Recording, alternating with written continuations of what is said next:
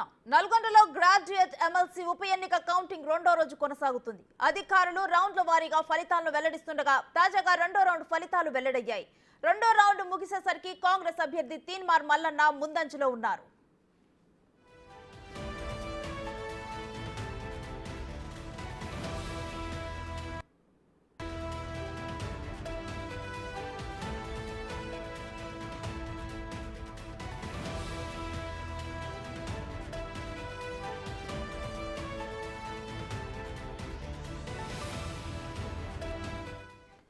Nalgonda, Warangal, Khammam MLC ఉప ఎన్నిక బరిలో నిలిచిన అభ్యర్థులకు నమోదైన ఓట్ల వివరాలు చూస్తే కాంగ్రెస్ అభ్యర్థి తీన్మార్ మల్లన్నకు 70,785 ఓట్లు, బీఆర్ఎస్ అభ్యర్థి రాకేష్ రెడ్డికి 56,114 ఓట్లు, బీజేపీ అభ్యర్థి ప్రేమేందర్ రెడ్డికి 24,239 ఓట్లు, స్వతంత్ర అభ్యర్థి అశోక్కి 20,234 ఓట్లు పోలయ్యాయి.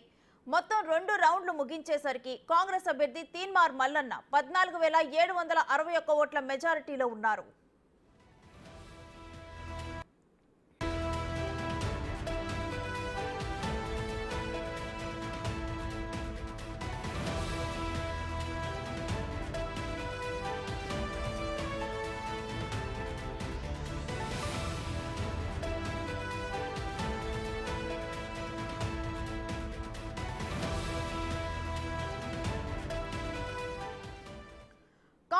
బీఆర్ఎస్ అభ్యర్థుల మధ్య ప్రముఖ పోటీ నెలకొంది. ఒక్క రౌండ్ పూర్తి కావడానికి సుమారు 7 నుంచి 8 గంటల సమయం పడుతోంది.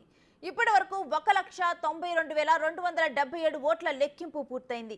అందులో 1,77,150 ఓట్లు చెల్లనివి కాగా 15,126 ఓట్లను చెల్లనివిగా గుర్తించారు అధికారులు. ఇక 1,43,736 ఓట్లు ఇంకా లెక్కించాల్సి ఉంది. ఇప్పటికీ 2 రౌండ్లు పూర్తయి మూడో రౌండ్ లెక్కింపు కొనసాగుతుంది.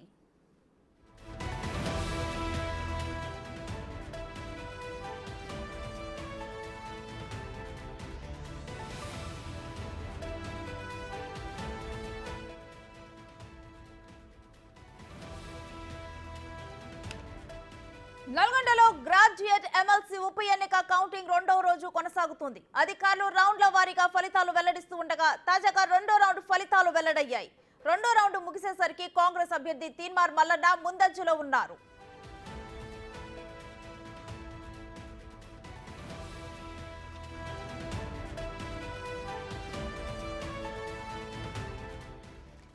నల్గొండ, వరంగల్, ఖమ్మం ఎమ్మెల్సీ ఉప ఎన్నిక బరిలో నిలిచిన అభ్యర్థులకు నమోదైన ఓట్ల వివరాలు చూద్దాం.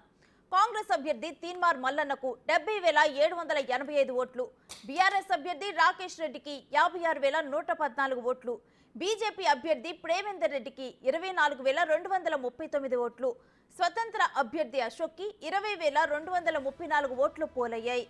మొత్తం 2 రౌండ్లు ముగించేసరికి కాంగ్రెస్ అభ్యర్థి తీన్మార్ మల్లన్న 14,761 మెజారిటీలో కొనసాగుతున్నారు.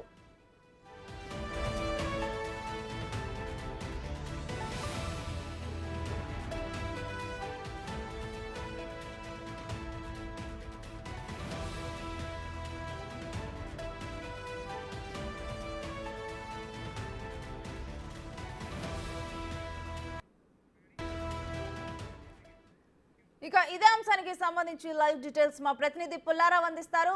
పుల్లారావు, ఇప్పటి వరకు లెక్కింపు పూర్తయిన ఓట్ల వివరాలు, అదే విధంగా మూడో రౌండ్ మీద ఎటువంటి అంచనాలతో కొనసాగుతున్నారు, డీటెయిల్స్ ఏంటి? నల్గొండ, వరంగల్, ఖమ్మం పట్టభద్రుల ఎమ్మెల్సీ సంబంధించి ఉప ఎన్నిక కౌంటింగ్ అనేది అంటే మొదటి ప్రాధాన్యత లెక్కింపు దాదాపు పూర్తయిందని చెప్పవచ్చు. కాకపోతే ఈ యొక్క లెక్కింపు పూర్తయినప్పటికీ కూడా అధికారులు అనేవారు దానికి సంబంధించేసి కొన్ని టెక్నికల్ సంథింగ్ ప్రాబ్లమ్స్ ఉన్నాయి కాబట్టి వాటి మొత్తం కూడా చెక్అవుట్ చేసిన పరిస్థితి ఉంది. అందుకోసమే మూడో రౌండ్ కానీ అదేవిధంగా నాలుగో రౌండ్కి సంబంధించినటువంటి ఫలితాలు మాత్రం ఇప్పటివరకు కూడా అనౌన్స్ చేయలేదు. కాకపోతే ఉన్నటువంటి ట్రెండ్ ప్రకారం మాత్రము తీన్మార్ కాంగ్రెస్ పార్టీ అభ్యర్థిగా ఉన్నటువంటి తీన్మార్ మల్లన్న మాత్రము తనకి ఆధిక్యతను కనపరుస్తున్నట్టు కూడా మనకు తెలియవస్తుంది. దాదాపు 22 నుంచి 25,000 ఓట్ల ఆధిక్యతలోకి తీన్మార్ మల్లన్న ఉంటున్నట్టు కూడా మనకు తెలియవస్తుంది. అదేవిధంగా సెకండ్ ప్లేస్ లో మాత్రం రాకేష్ రెడ్డి కంటిన్యూ అవుతున్నారు. అయితే ఈ యొక్క మొదటి ప్రాధాన్యతకు సంబంధించి ఓట్ల లెక్కింపు అనేది 4 రౌండ్లు పూర్తయినప్పటికీ కూడా ఎవరికి కూడా కావాల్సినటువంటి మెజారిటీ అంటే ఆ యొక్క మ్యాజిక్ ఫిగర్ అనేది రాకపోయేసరికి తప్పనిసరిగా రెండో ప్రాధాన్యత ఓట్ల లెక్కింపు అనేది ఖచ్చితంగా అనివార్యమైన పరిస్థితి నెలకొంది. ప్రజెంట్ గా చూస్తే మాత్రం ఈ యొక్క 4 రౌండ్లకు సంబంధించేసి ఓట్ల లెక్కింపు అంటే కౌంటింగ్ ప్రక్రియ కంప్లీట్ అయినప్పటికీ కూడా మొత్తంగా ఉన్నటువంటి ఇష్యూస్ మొత్తం కూడా అధికారులు పూర్తిగా చూస్తున్నారు. చూసిన తర్వాత రిజల్ట్స్ అనౌన్స్ చేసే అవకాశం అయితే ప్రజెంట్ గా కనబడుతుంది. సో రెండో ప్రాధాన్యత ఓట్ల లెక్కింపు కొనసాగించినట్లయితే మాత్రం ఎలిమినేషన్ ప్రక్రియ అనేది స్టార్ట్ చేసేటటువంటి అవకాశం అయితే కనబడుతూ ఉండడం జరిగింది. ఎవరైతే తక్కువ ఓట్లు సాధించుకున్నారో వాళ్ళందరినీ కూడా ఎలిమినేట్ చేస్తూ రావడం జరుగుతుంది. సో ఈ ప్రజెంట్ గా ఉన్నటువంటి సిచ్యువేషన్ ప్రకారం తీర్మానం వలన మొదటి ప్రాధాన్యత ఓట్లలో ఆధిక్యత సాధించగా రెండో ప్లేస్ లో బీఆర్ఎస్ పార్టీ అభ్యర్థిగా ఉన్నటువంటి రాకేష్ రెడ్డి కొనసాగుతూ ఉండడం జరిగింది. అదేవిధంగా మూడో స్థానంలో బీజేపీ అభ్యర్థిగా ఉన్నటువంటి గుజ్జుల ప్రేమేందర్ రెడ్డి, అదేవిధంగా 4వ స్థానంలో స్వతంత్ర అభ్యర్థిగా బరిలో నిలిచినటువంటి అశోక్ ఉన్నట్టు కూడా మనకు తెలుస్తుంది.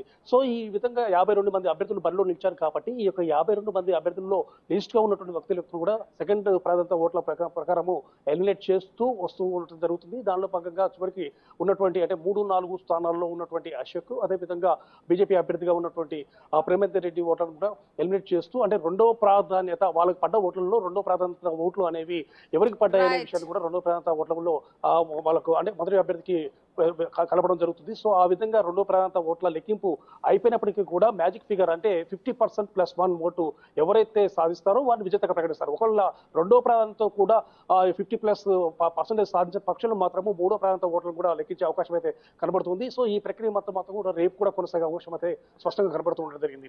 Thank you Pullarao.